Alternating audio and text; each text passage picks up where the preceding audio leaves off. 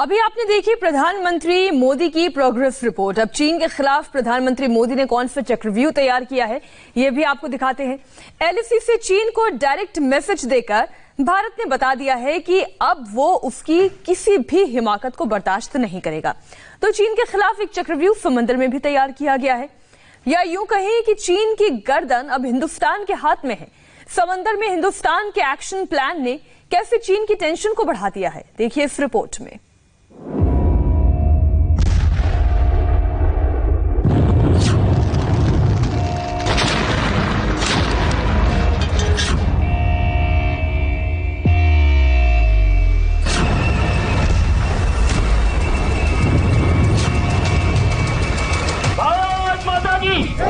भारत माता की, भारत माता की।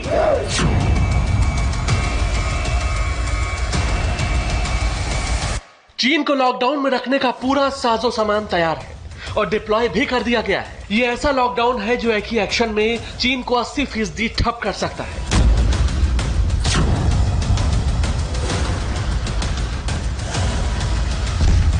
लद्दाख में तेवर दिखाने वाले चीन को याद दिलाने की जरूरत है कि उसकी गर्दन तो इस वक्त भारत के हाथ में है और भारत जब चाहे उसे दबा सकता है।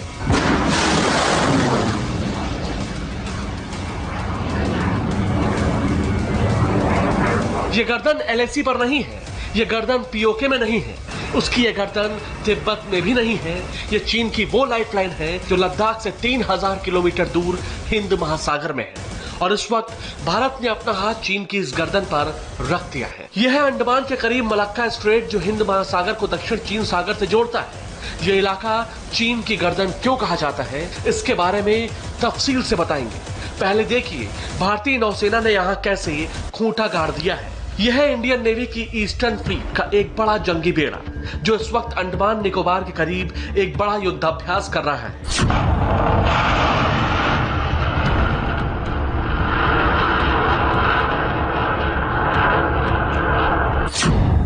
इस बेड़े में भारतीय नौसेना के डिस्ट्रॉयर है, फ्रीगेट है, मिसाइल बोट है, साथ में सबमरीन भी है और एंटी शिप मिसाइल और टॉर्पीडो से लैस सबमरीन हंटर विमान P-8I भी है। ये चीन को लॉकडाउन में रखने वाला वो इंतजाम है जिसने चीन पर प्रेशर बढ़ा दिया है। हिंद महासागर के फ्रंट पर भी इंडियन नेवी वॉर एक्सरसाइज कर रही है। ये युद्धाभ्यास दक्षिण चीन सागर की तरफ जाने वाले रास्ते के मुहाने के करीब किया जा रहा है। यह है मलक्का स्ट्रेट जो मलेशिया और इंडोनेशिया के बीच से गुजरता एक पतला सा समुद्री गलियारा है। इसके एक तरफ बंगाल की खाड़ी है और दूसरी तरफ दक्षिण चीन सागर। यहाँ से चीन की 60% तेल और गैस की सप्लाई गुजरती है। उसका 50% से ज्यादा व्यापार भी इसी रास्ते से गुजरता है। ऐसे में अगर भारत चीन के इस रास्ते को बंद कर दे तो चीन घुटनों पर आ जाएगा। चीन भी जानता है कि युद्ध के हालात में भारत ऐसा कदम उठा सकता है। इस इलाके के करीब हाल ही में भारत और जापान की नौसेना ने युद्धाभ्यास किया था जो चीन को ही एक मैसेज था। लेकिन सिर्फ भारत और जापान नहीं, चीन की सबसे बड़ी टेंशन अमेरिका है।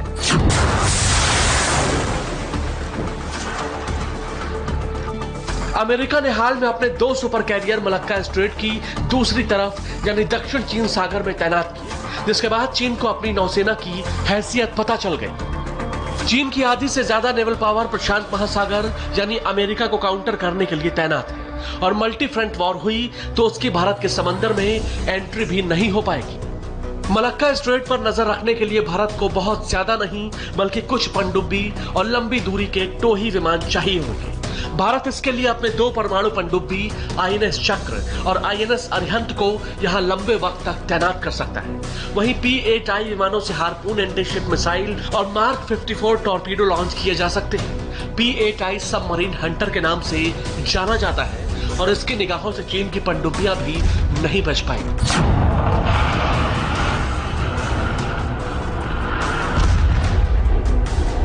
ऐसे में भारत यहां से गुजरने वाले हर चाइनीज शिप को आराम से निशाना बनाएगा। चीन के जंगी जहाजों की एंट्री यहां आसान नहीं होगी। एक बार ये गलियारा बंद हो गया तो चीन की अर्थव्यवस्था घुटनों के बल बैठ जाएगी। यहां से करीब अंडमान में भारत का मिलिट्री बेस है जिसकी वजह से नौसेना यहां लंबे वक्त तक तैनात रह सकती है। इस समंदरी गलियारे के दूसरी तरफ दक्षिण चीन सागर में अमेरिका की नौसेना मौजूद होने का मतलब है चीन भारत की तरफ रुख भी नहीं कर पाएगा, क्योंकि यहाँ पहले से ही भारतीय नौसेना ने उसकी गर्दन पर हाथ रख दिया होगा। समंदर के फ्रंट पर भारत का एक्टिव होना चीन को हैरान और परेशान कर रहा है, क्योंकि एक तरह से चीन खुद तो घिरा हुआ महसूस कर रहा है और ऐसे में लद्दाख से आए इस वीडियो ने चीन को और उलझन में डाल दिया है।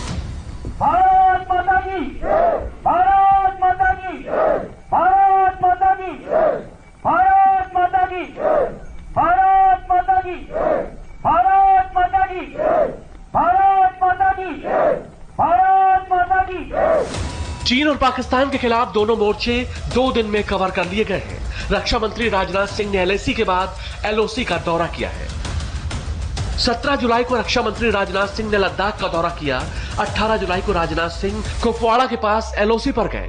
चीन इसे लेकर बहुत ज्यादा दबाव में है, इसीलिए उसने तिब्बत में अपने एयरबेस पर डिप्लॉयमेंट बढ़ा दी। चीन की एयरफोर्स इस वक्त एलएसी पर 3 फ्रंट पर बहुत ज्यादा एक्टिव हो गई है। 3488 किलोमीटर लंबी लाइन ऑफ एक्चुअल कंट्रोल पर चीन क्या कर रहा है, पहले उसके 2 एयरबेस की रिपोर्ट देखिए। अक्साई चीन के उत्तर में होतान एयरबेस पर चीन ने 35 से 40 लड़ाकू विमान तैनात किए हैं, यानी 2 स्क्वाड्रन लेह से करीब 350 किलोमीटर दूर इस एयरबेस पर J-11 और J-8 विमान हैं। साथ में कुछ बॉम्बर विमान और आसमानी रडार यानी अवॉक्स विमान भी शामिल हैं। 2019 में होतान एयरबेस पर चीन और पाकिस्तान की वायुसेना शाहीन 8 युद्धाभ्यास कर चुकी है। वैसे चीन ने लद्दाख पर अटैक के लिए अपने एक दूसरे बेस को भी एक्टिव किया हुआ है और यह लद्दाख के उत्तर में है। लेह से 550 किलोमीटर उत्तर में चाइनीज एयरफोर्स का काशगर एयरबेस है, जिसे चीन दूसरे अड्डे के तौर पर इस्तेमाल कर रहा है। यहाँ पर करीब 8 से 10 की संख्या में H-6 के बॉम्बर विमान तैनात किए गए हैं। यहाँ से वो लॉन्ग रेंज वाले यूएवी का भी इस्तेमाल कर सकता है। लद्दाख फ्रंट पर चीन के इन दोनों बेस पर भारतीय वायुसेना नजर रख रही है। सैटेलाइट की मदद से भी और भारत के लड़ाकू विमान भी इस तरफ होने वाली सभी हवाई गतिविधियों को अपने रडार पर देख रहे हैं। और देखिए चीन का तीसरा फ्रंट। चीन अब तिब्बत के लासा, गौनगार और शिगासे एयरबेस को भी तेजी से एक्टिव करते हुए यहाँ लड़ाकू विमानों की तादाद बढ़ा रहा है। ये तीनों एयरबेस चीन अरुणाचल प्रदेश और सिक्किम में अटैक के लिए इस्तेमाल कर सकता है। चीन की बेताबी बढ़ रही है, क्योंकि जुलाई में भारत ने अपने फॉरवर्ड एयरबेस पर काफी एक्टिविटी बढ़ा दी है। पहले प्रधानमंत्री और अब रक्षा मंत्री के दौरों के बाद चीन प्रेशर में है। फ्रंट लाइन पर इस टाइमिंग को जरा समझिए। चीन अपनी फॉरवर्ड डिप्लॉयमेंट बढ़ा रहा है। भारत की इस पर पूरी नजर है और सेना बॉर्डर से लेकर अंडमान के समंदर तक पूरी तरह तैयार है। हिंदुस्तान ने तो चीन के लिए चक्रव्यूह तैयार कर लिया है, लेकिन कोरोना की लड़ाई में देश कहां पीछे हो रहा है, बताएंगे ब्रेक के बाद।